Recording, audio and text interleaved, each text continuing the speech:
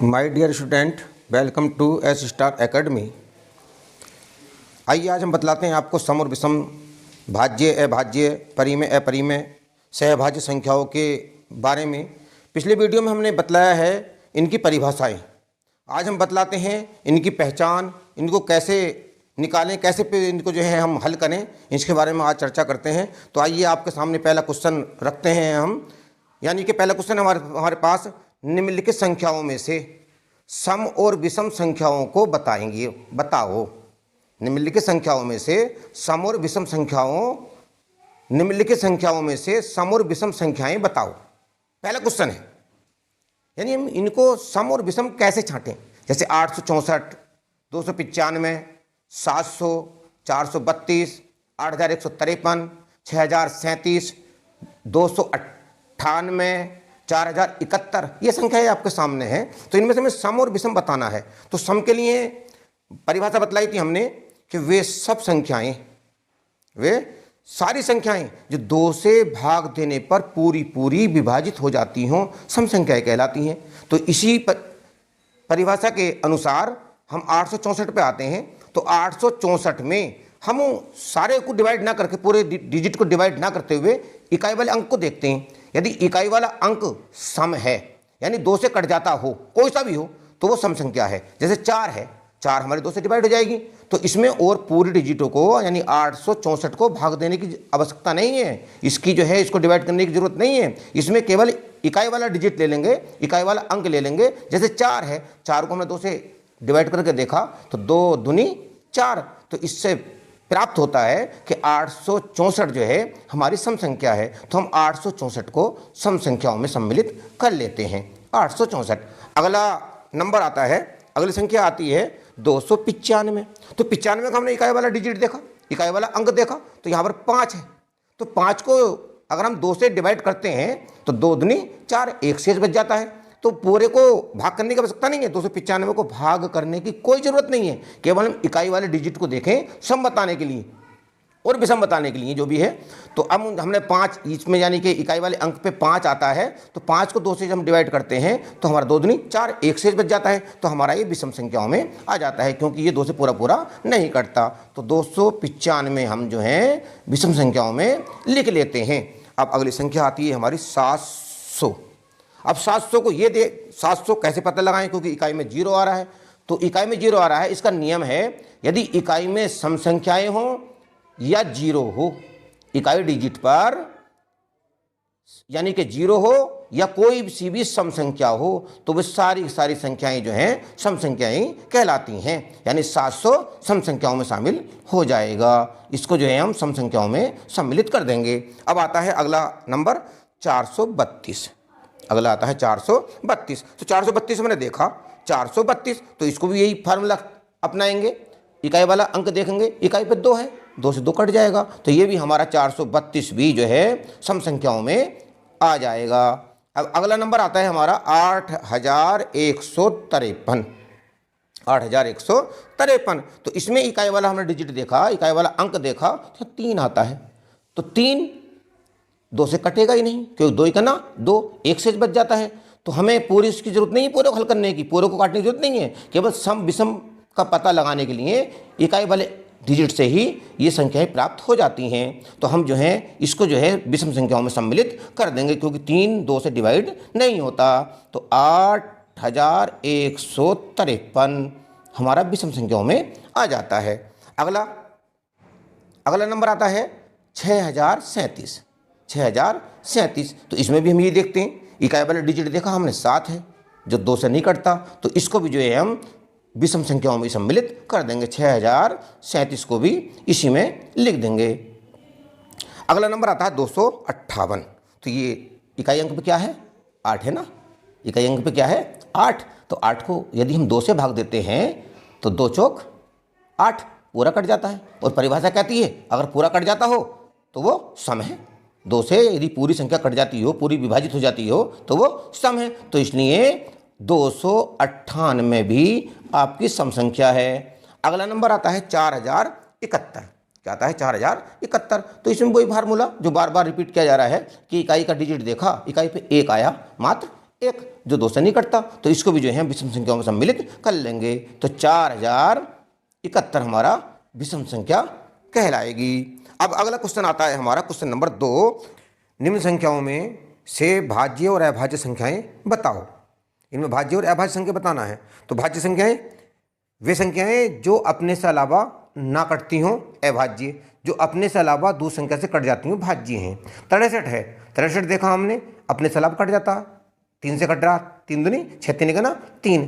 तो सीधी सीधी बात है, जो संख्याएं स्वयं से अलावा दूसरी संख्या से कट जाती हों, भाज्य हैं। तो 63 भाज्य, 63 भाज्य। 250 देखा, यदि संख्या के इकाई अंक पर 0 हो या सम संख्या हो, वो संख्या 2 से कट जाती हैं, वो संख्याएं 2 से कट जाती हैं, तो वो अपने से अलावा यानी 5 से कट जाएगी और 2 से भी कट जाएगी। तो हमें इस सवाल में केवल इतना पता लगाना है कि भाज्य और अभाज्य का, तो देखना है कि अगर अपने से अलावा दूसरी संख्याओं से संख्या कट जाती है तो वो भाज्य है। तो 250 भी हमारा कैसा होगा, भाज्य होगा।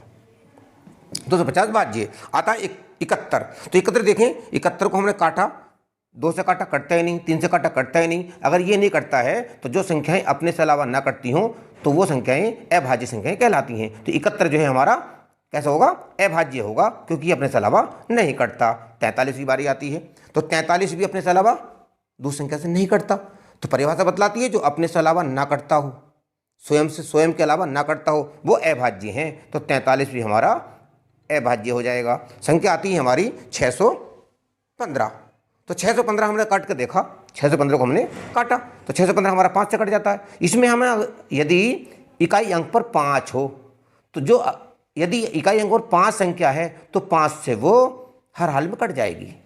तो हमें इसी सवाल में यही पता लगाना है कि अपने से अलावा संख्या कट रही है या न कट रही है, क्योंकि अपने से अलावा संख्या अगर कट जाती है तो वो भाज्य बन जाती है, और अपने से अलावा नहीं कटती है तो वो अभाज्य रहती है। तो 615 5 से कट जाता है, तो इसलिए एक संख्या हमारी कैसी हो जाएगी, भाज्य हो जाएगी। तो 615 भाज्य में लिखा जाएगा। 23 को हमने काटने का कोशिश की, तो ये संख्या कटती नहीं है, तो 23 भी हमारी जो है कैसी बन जाएगी, अभाज्य बन जाएगी। आता है 201 को काटा हमने, 201 3 से कट जाएगा, 3 छंग 18, 3 छंग 18 बचा 2 हो गया 21, 3 सत्ते 21, यानी कि 3 से कट जाता है। तो जो संख्याएं अपने से अलावा कट जाती हैं सारी भाज्य, तो 201 भी हमारा भाज्य में आ जाएगा। आता है 187। अब 187 काट कर देखा हमने, 2 से काटा, 2 नम 18, 2 तिया 6, 1 बच जाता है, ये संख्या कटती नहीं है। और देखा ये संख्या 17 से कटती जा करके, 17 का ना 17 बचा 1 हो गया 17 का ना 17, तो ये 17 से संख्या डिवाइड हो जाती है। जब 17 से कट जाती है तो ये भाज्य संख्या बन जाएगी, क्यों कि ये अपने से अलावा दूसरी संख्या से कट गई। तो हमारी 187 भी जो है भाज्य हो जाएगा। आता है 1 ना तो भाज्य संख्या है और ना ही है भाज्य संख्या है। क्वेश्चन देख लेते हैं, क्वेश्चन नंबर 3। क्वेश्चन नंबर 3 में क्या होता है, क्वेश्चन नंबर 3 में निम्न संख्याओं में से परिमेय और अपरिमेय संख्याएं बताओ। परिमेय और अपरिमेय संख्याएं बताओ। तो परिभाषा आप पीछे देख लेंगे, पिछले वीडियो में है। परिमेय संख्याएं, एक शॉर्ट बात बतला रहा हूं, जो संख्याएं बटों के रूप में हों, भिन्न के रूप में हों, पी बटे क्यू के रूप में हों, वो संख्याएं परिमेय हैं। अपरिमेय जो रूट के अंदर पाई जाएं, जो संख्याएं रूट के अंदर प्लस के साथ धनात्मक संख्याएं जो रूट में हों, वो अपरिमेय है। तो हम देख लेंगे 32 ना तो पी बटे क्यू के रूप में है, या ना तो भिन्न के रूप में है और ना ही रूट के रूप में है। तो इसलिए ये संख्या ना परिमेय है ना ही अपरिमेय है। 32 आता है तो 32 रूट में है। परिभाषा बतलाती है जो संख्याएं रूट में पाई जाती हैं वो अपरिमेय है। तो ये हमारी रूट 32 कैसे हो जाएगी, अपरिमेय, ये अपरिमेय। 3/4 भिन्न के रूप में है, तो 3/4 परिमेय। 5/8 भिन्न के रूप में है, परिमेय। रूट 14 रूट में है, इसलिए अपरिमेय की परिभाषा बतलाती है। 15 ना रूट में है ना भिन्न के रूप में है, इसलिए ये भी ना परिमेय है ना ही अपरिमेय है। 15/17 भिन्न के रूप में है, तो 15/17 को हम जो है परिमेय में लिख देंगे। 15/17 को परिमेय में लिख देंगे। अगली संख्या आती है रूट 313, तो रूट 313 जो है रूट में है, इसलिए ये अपरिमेय आ जाएगी 313। अब आता 8/9, ये भिन्न के रूप में है, इसलिए ये जो है परिमेय हो जाएगी, ये जो है परिमेय 8/9। तो इस तरह से हम इन संख्याओं को आसानी से हल कर सकते हैं यदि हमें इनकी परिभाषाओं के बारे में पहले से पता है तब। अगला क्वेश्चन देख लेते हैं। अगला क्वेश्चन हमारा आता है, निम्न संख्याओं में सहभाज्य संख्याएं बताओ। निम्न संख्याओं में सहभाज्य संख्याएं बताओ। तो सहभाज्य क्या है? सहभाज्य क्या है मैंने परिभाषा बतला दी पहले, पिछली वीडियो में दी हुई है कि किन्हीं दो संख्याओं को हल करने में, यानी किन्हीं दो संख्याओं का यदि में से एक आए, किन्हीं दो संख्याओं का में से एक आए तो वो संख्या सहभाज्य है, और अगर में से एक नहीं आता है तो सहभाज्य नहीं है। तो अब देखते हैं हम, पहला नंबर आता है हमारा 18 और 15।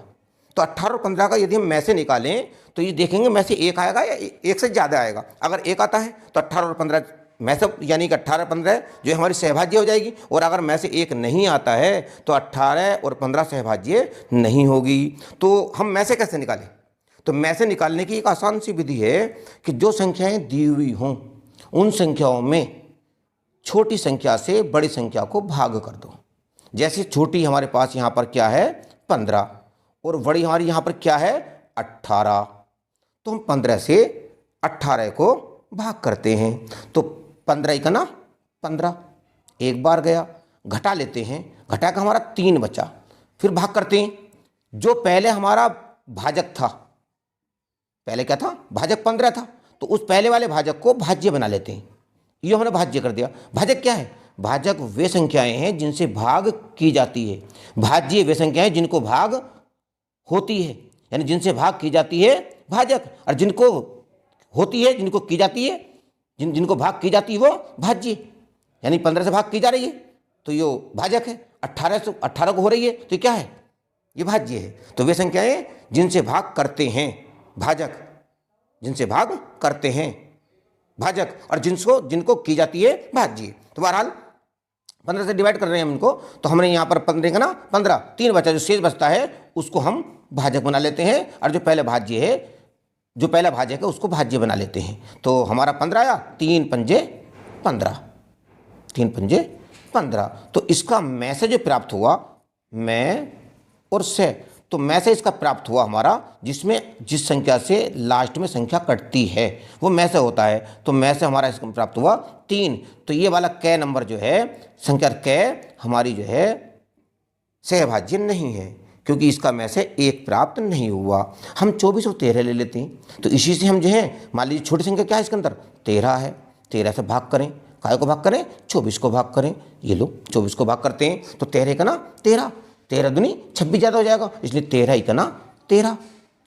घटाया तो 4 में से 3 1 बचा, 2 में से 1 निकाला 1 बचा, 11 बच गया। अब इसको क्या बना लेंगे? इसको भाजक कर दे, और पहला भाजक क्या था 13, इसको भाज्य कर ले, 13 भाज्य हो गया। 11 का ना 11, 11 का ना 11, इसको हमने घटाया तो हमारा क्या बचा 2 बचा। अब इसको भाजक कर ले, और पहला भाजक क्या था, पहले क्या था 11, इसको भाज्य बना ले, 11 भाज्य बना लिया, 2 पंजे 10, 2 पंजे 10। अब यहाँ पर एक शेष बचा, क्या बचा? एक शेष बचा। अब इसको हम भाजक बना ले, और भाज्य क्या था पहले, भाजक पहला वाला क्या था 2 था, इसको भाज्य बना ले, यानी 1 दूनी 2, 1 दूनी 2 पूरा कट जाता। तो इसका में से क्या हुआ? में और से क्या प्राप्त हुआ? इसका में से प्राप्त हुआ हमारा 1। क्या प्राप्त हुआ? 1 में से प्राप्त हुआ। तो वे संख्याएं जिनका में से 1 आता हो तो वो सहभाज्य संख्याएं कहलाती हैं, वो सहभाज्य संख्याएं कहलाती हैं। तो खंड ख जो है सहभाज्य है, खंड ख जो है सहभाज्य है। अब आता है अगला नंबर, यानी 36 और 12, 36 और 12। तो इसको निकालने की कोई आवश्यकता नहीं है, क्योंकि 12 से 36 कट रहा है, 12 से 36 कट रहा है, तो इसका तो में से 12 ही हो गया, क्योंकि वो बड़ी से बड़ी संख्याएं, वो बड़ी से बड़ी संख्याएं जो दी हुई संख्या को काट दें, तो बड़ी 12 ही तो है, 12 का ना 12, और 12 किया 36, यानी 12 से 12 भी कट जाता है, और 12 से 12 किया 36 भी कट जाता है। तो इसलिए ये वाली संख्या सहभाज्य नहीं होगी, क्योंकि इसका में से 1 नहीं है, बल्कि इसका में से 12 प्राप्त होगा। अब ये आता है 19 और 42, 19 और 42। इसमें भी एक नियम आता है, यदि दी हुई संख्याओं में कोई संख्या अभाज्य हो, दी हुई संख्या में कोई संख्या अभाज्य हो, 19 से अभाज्य है। तो अगर यदि उस संख्या में कोई संख्या अभाज्य दी हुई है तो उसका में से एक होगा, उसका में से एक होगा। तो इसलिए ये वाली संख्या जो है हमारी 19 और 42, 19 इसके अंदर एक अभाज्य संख्या है, 42 सम संख्या है। तो 19 जो हमारी है, 19 अभाज्य होने के कारण ये संख्या हमारी जो है सहभाज्य होगी, क्योंकि इसका यदि में से निकालेंगे तो इसका में से एक ही प्राप्त होगा। जब एक प्राप्त होगा तो इसलिए ये संख्या भी सहभाज्य होगी। अच्छा, आज यहाँ तक करते हैं और आपसे उम्मीद है कि आप हमारी वीडियो को देखते रहें और ज़्यादा से ज़्यादा शेयर करें, ज़्यादा से ज़्यादा इसको सब्सक्राइब करें। Thank you.